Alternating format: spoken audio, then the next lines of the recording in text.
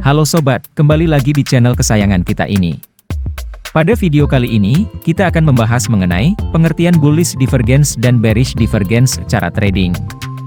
Para trader pasti sudah tidak asing lagi dengan istilah bullish divergence dan bearish divergence, yakni kondisi di mana harga suatu aset bergerak ke arah yang berlawanan dengan indikator teknis, misalnya seperti osilator. Divergence lebih dianggap sebagai peringatan bahwasannya harga yang ada saat ini mungkin melemah, dan dalam beberapa kasus dapat menyebabkan perubahan arah harga. Secara teknikal, arah divergence biasanya menunjukkan apakah perubahan momentum pergerakan harga akan menjadi bullish atau bearish, meskipun pembalikan harga dapat terjadi segera setelah divergensi atau lag untuk waktu yang lama. False positive, di mana perubahan harga tidak mengikuti divergensi, juga dapat terjadi. Jadi, merupakan ide bagus untuk mengonfirmasi tren dengan berbagai indikator dan menggunakan kontrol risiko yang sesuai saat memasuki posisi berdasarkan divergensi. 4 tipe divergence. 1. Regular bullish divergence. 2. Regular bearish divergence. 3. Hidden bullish divergence. 4. Hidden bearish divergence. Hidden divergence versus regular divergence. Perbedaan utama antara hidden divergence dan regular divergence adalah hidden divergence merupakan tanda kelanjutan tren, sedangkan regular divergence merupakan tanda pembalikan tren. Meskipun RSI dianggap sebagai cara umum untuk melihat divergensi pada grafik harga, ada beberapa indikator teknikal yang menjadi populer di kalangan trader untuk mengidentifikasi momentum dan mengungkap potensi divergence. Dalam hal ini, ada indeks saluran komoditas, CC, stokastik, Williams R, Moving Average Convergence Divergence, MACD, dan On Balance Volume, OBV. Divergensi RSI.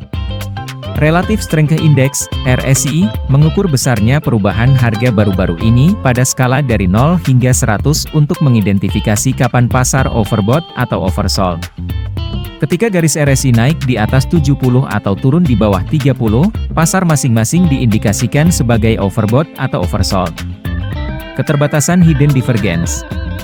Hidden divergence seringkali sulit dikenali secara presisi. Terutama, ketika Anda menganalisis pasar secara real-time, akan sulit untuk memahami sepenuhnya apakah ini adalah akhir dari fase konsolidasi atau hanya perubahan jangka pendek di pasar. Lebih sulit lagi jika Anda rentan terhadap perdagangan emosional, karena emosi Anda mungkin membuat Anda menarik kesimpulan yang salah. Selain itu, bahkan jika Anda menemukan divergence tersembunyi dengan benar, kemungkinan penghasilan bisa sangat rendah atau bahkan berubah menjadi kerugian, terutama jika akhir pergerakan menyamping mendekati akhir tren utama. Apa itu divergence bullish? Divergensi bullish terjadi ketika harga membuat posisi terendah yang lebih rendah tetapi indikator membuat posisi terendah yang lebih tinggi, mengisyaratkan bahwa tren turun akan segera berbalik atau setidaknya melambat ke pola sideways, range bound. Apa itu divergence bearish? Divergensi bearish terjadi selama tren naik ketika harga naik lebih tinggi tetapi indikator membuat lebih rendah.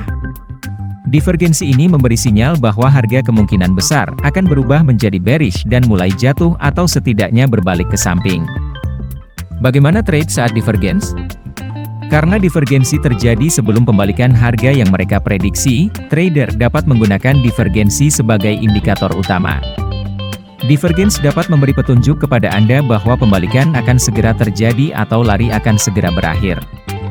Divergence bearish mungkin merupakan sinyal untuk menutup posisi sebelum jatuh kembali dengan sendirinya, atau setidaknya menetapkan stop loss untuk melindungi keuntungan Anda.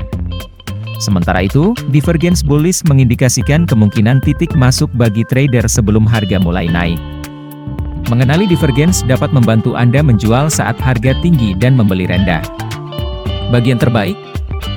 Hampir semua indikator utama dapat digunakan, selama Anda tahu cara mengenali divergence. Divergensi adalah indikator yang berguna jika Anda ingin melihat kemungkinan perubahan yang akan datang di pasar, yaitu akhir dari tren atau fase konsolidasi. Ini merupakan indikator teknis, dan analisis teknis bukanlah ilmu paten. Itulah mengapa Anda tidak boleh mengandalkan satu indikator untuk mengatur seluruh strategi trading, melainkan memasukkan setiap sinyal ke dalam gambaran yang lebih luas yang dibuat dengan mempertimbangkan lebih banyak indikator.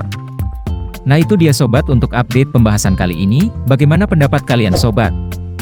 Tulis pendapat kalian di kolom komentar ya sobat, dan jangan lupa untuk like, comment, and subscribe.